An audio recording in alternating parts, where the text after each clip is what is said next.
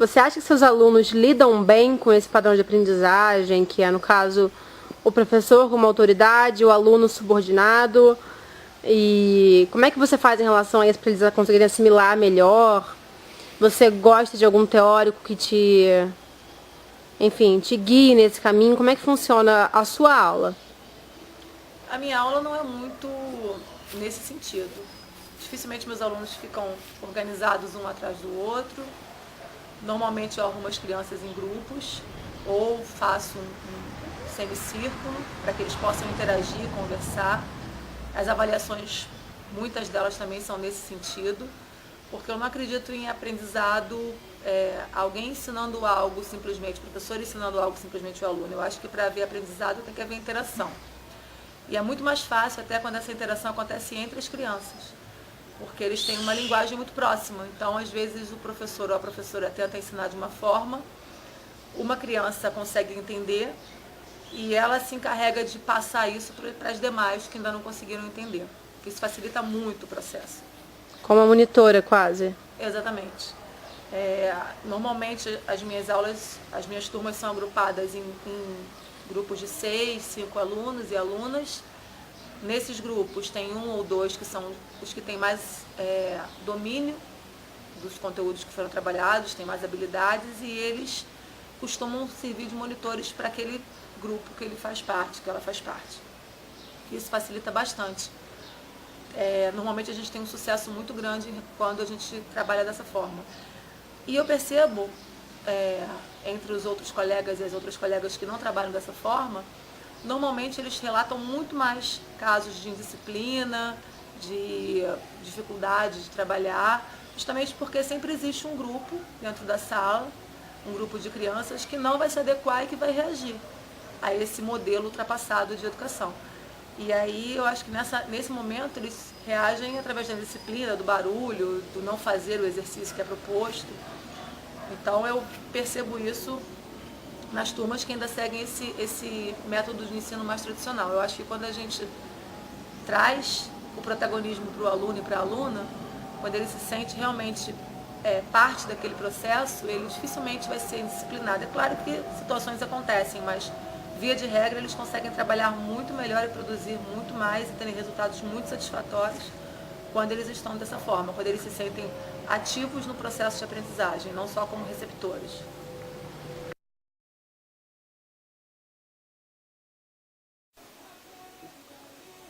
Eu também queria saber como é que funciona as suas aulas, como é que funcionam, se você segue o modelo tradicional ou se você foge um pouquinho disso. Você, como aluno, como é que você recebia essas aulas também na sua época? E se você acha que elas devem ter alguma alteração nesse modelo assim de estrutura, ou você acha que tem que seguir mais ou menos isso? Vamos lá. Como estudante, eu sempre fui um estudante problemático. Eu fui expulso de sala várias vezes, eu fui expulso de escola. Eu sofria retaliações por algumas atitudes. E eu era tido como estudante de difícil trato.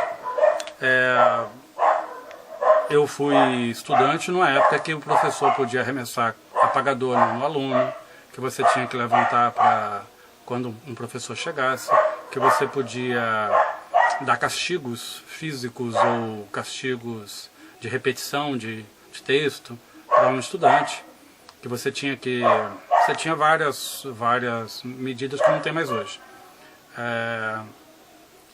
Esse foi um ponto. Eu nunca tive uma aula como eu costumo dar para os meus discentes. Eu não me adaptava a esse formato de escola, portanto eu atuo na sala de aula como eu gostaria de ter tido aula, como eu acho que seria o mais coerente, explorando certas potencialidades. Esse é o primeiro ponto. O segundo ponto é a minha postura em sala de aula. Ela, desde 2004, é a mesma postura. Eu, como professor, sou contra o sistema de avaliação por prova, simplesmente uma prova, um papel com algumas questões, e essas questões definindo o futuro do estudante.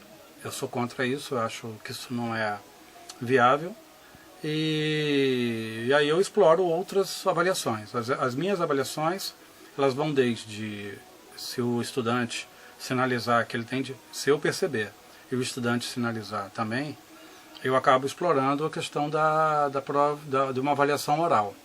Eu posso explorar a questão, e aí numa turma, é óbvio que isso me dá muito mais trabalho como docente, mas em uma turma eu posso ter naquele bimestre 3, 4, 5, 6 avaliações diferentes para a mesma prova. O que eu chamo de prova é aquela nota daquele bimestre.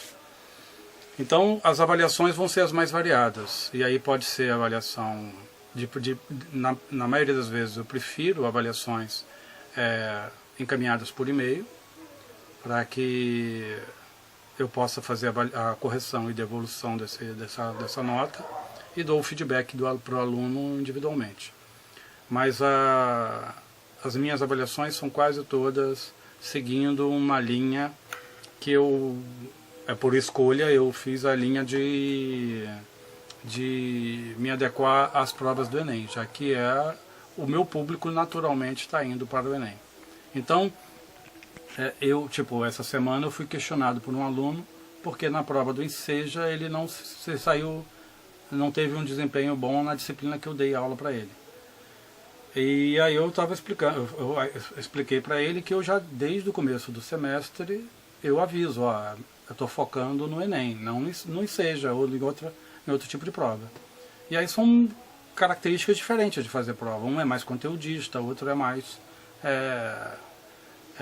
tem mais reflexões de como você consegue colocar o que você sabe na prática. Então, de um modo geral, eu prefiro trabalhar, eu faço essa escolha por causa do público que acaba indo para o Enem, naturalmente. E como é um público maior, eu faço a escolha por isso. Por isso que a minha aula é metodologicamente preparada para o Enem. E aí desde 2004 que eu faço com eles a gente a cada 15 dias em média faz uma prova do Enem passada, para fazer o exercício de fazer prova, já que eles não têm esse exercício de fazer prova, de fazer avaliações, para eles poderem calcular as duas primeiras avaliações do Enem que a gente costuma fazer, com tempo livre. Depois a gente começa a fazer com tempo igual do Enem mesmo, igual da prova em si, com a mesma contagem de horas, e para a gente fazer essa avaliação da maratona. Então,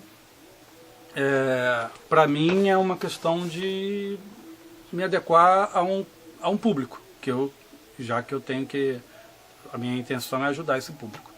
Agora, o terceiro ponto da avaliação, eu tenho por hábito fazer com os meus alunos, todos os meus semestres de aula, já que eu trabalho com jovens e adultos, os meus anos letivos são semestrais.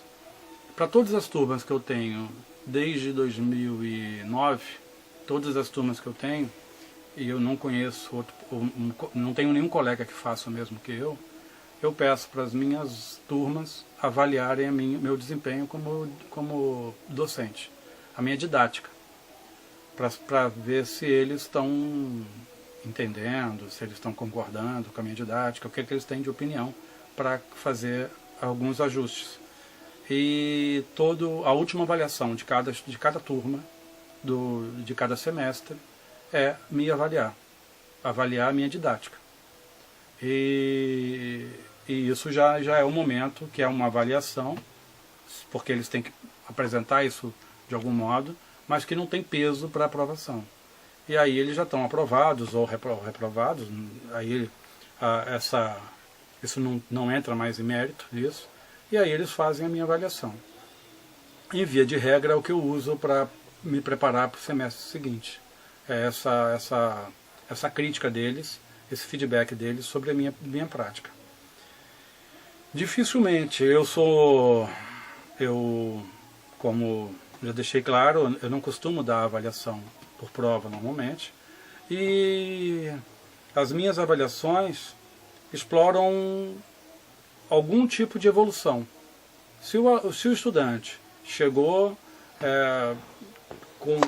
eu identifico o nível que eles estão dentro dos parâmetros que eu acho coerentes, e eu vou vendo se houve uma evolução nesses parâmetros.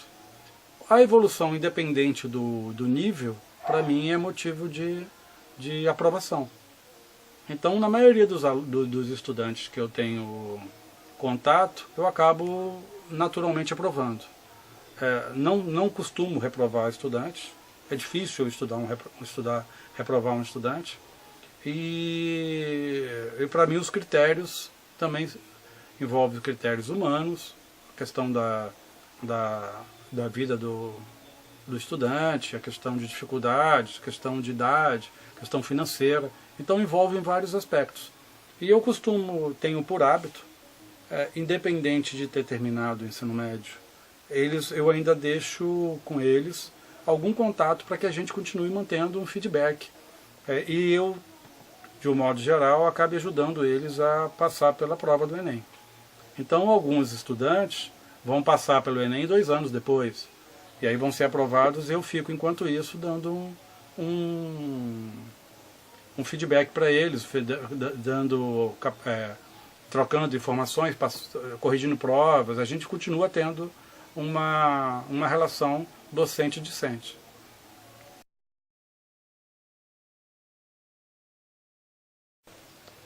Você já deu aula em escola particular alguma vez? Como é que foi isso? E como você acha que é a diferença em escola particular e escola pública? Como é que funciona essa diferença na facilidade de dar aula mesmo? Você acha mais fácil, mais difícil? Tem mais ajuda da escola?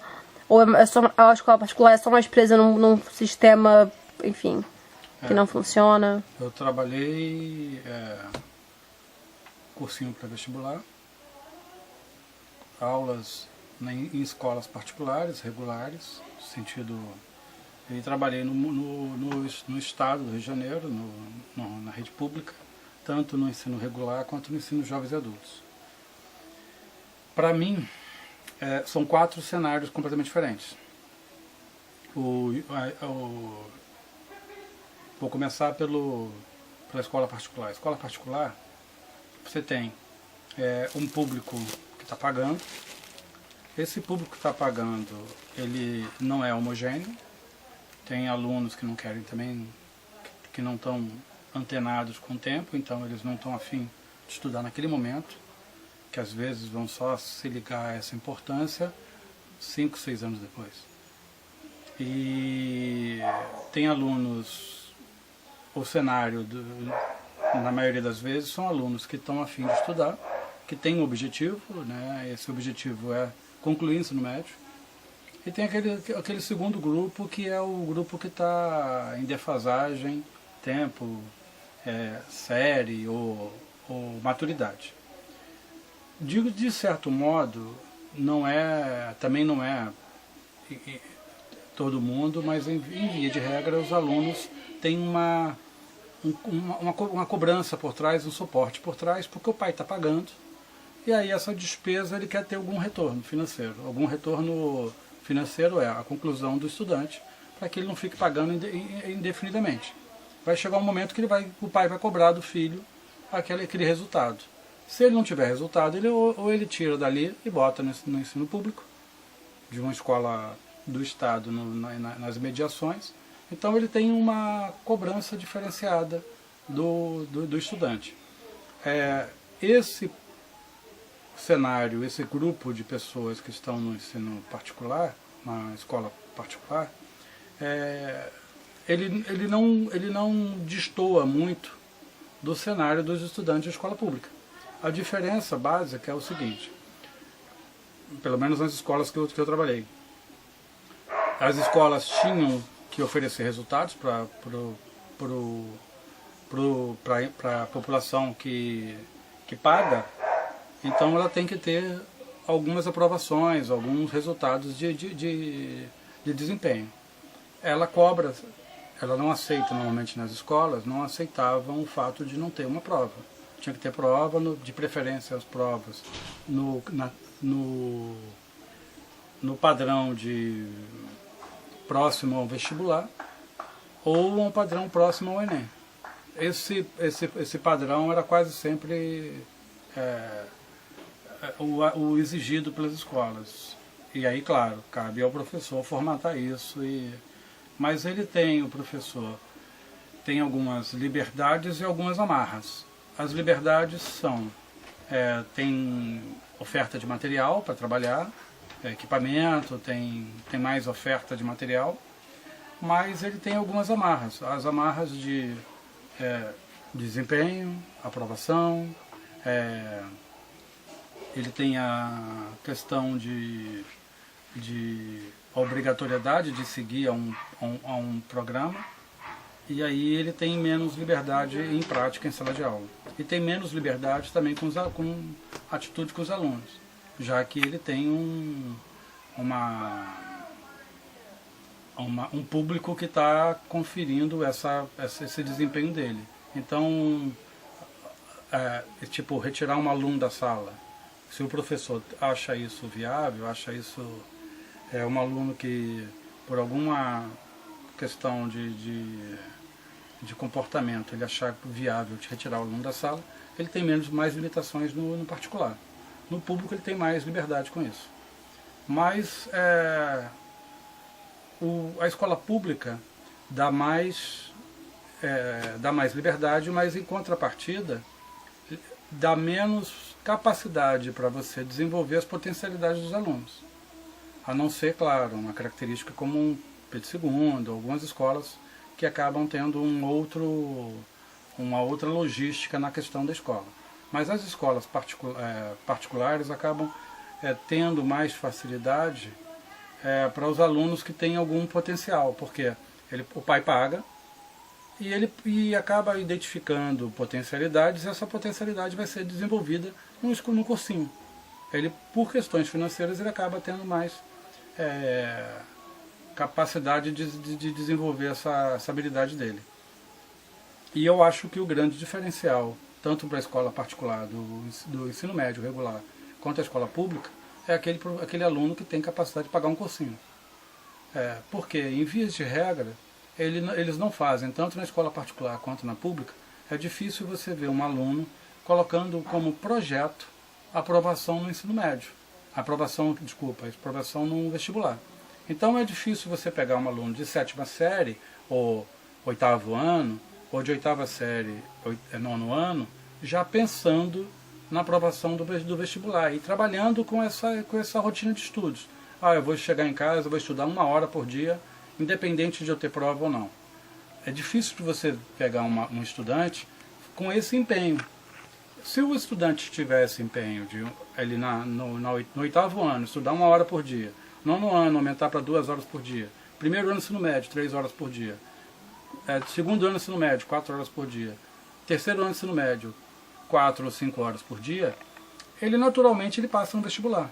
É um aluno que já está se preparando ao longo de um tempo. Ele não vai nunca precisar de um cursinho pré-vestibular. Mas isso é difícil de você encontrar. E aí isso acaba alimentando uma indústria de cursinhos pré-vestibulares. E aí entre esses cenários de escola particular, ensino médio regular, escola particular de jovens e adultos, escola pública regular e pré-vestibular, o cenário melhor para se trabalhar em termos de desenvolver potencialidades é o pré-vestibular. Porque todo mundo que está ali, em via de regra, está muito interessado. Você dá a corda e eles vão aproveitar. Isso é diferente do que acontece normalmente no ensino médio, regular, sendo o cenário do público ou do particular. Você, em via de regra, nem todo mundo está interessado naquele momento. E o pior cenário de se trabalhar por causa da heterogeneidade da turma é a questão dos jovens e adultos, tanto no particular quanto no público. No público é mais acentuado isso. Por quê? mais acentuado, porque eu pego um público que passou no PEJA, no Programa de Jovens e Adultos do município, e acabou entrando nos Jovens e Adultos do Estado.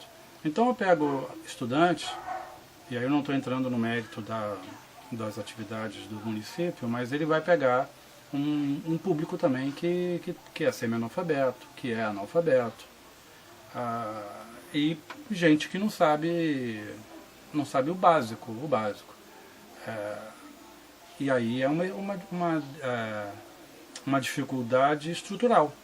Esse estudante com dificuldade estrutural, ele vai lidar com um garoto no mesmo ambiente que um garoto que simplesmente ficou reprovado 2 vezes por brincadeira, por afastamento, por outros motivos, né, que ele ficou reprovado. E aí esse cenário vai ter um garoto que está, de certo modo, acompanhando o estudo. Ele pode estar só com uma defasagem de 1 ano ou 2, mas que ele sabe o básico. E aí isso é um cenário bem diferente. Você pegar pessoas que estão vindo do trabalho, que estão com defasagem de tempo e com defasagem de conteúdo. E aí é uma outra dificuldade, é um cenário bem diferente. E aí, nesse aspecto, trabalhar no Estado do Rio de Janeiro, no serviço, na escola pública, jovens e adultos, é o pior cenário como atuação de professor.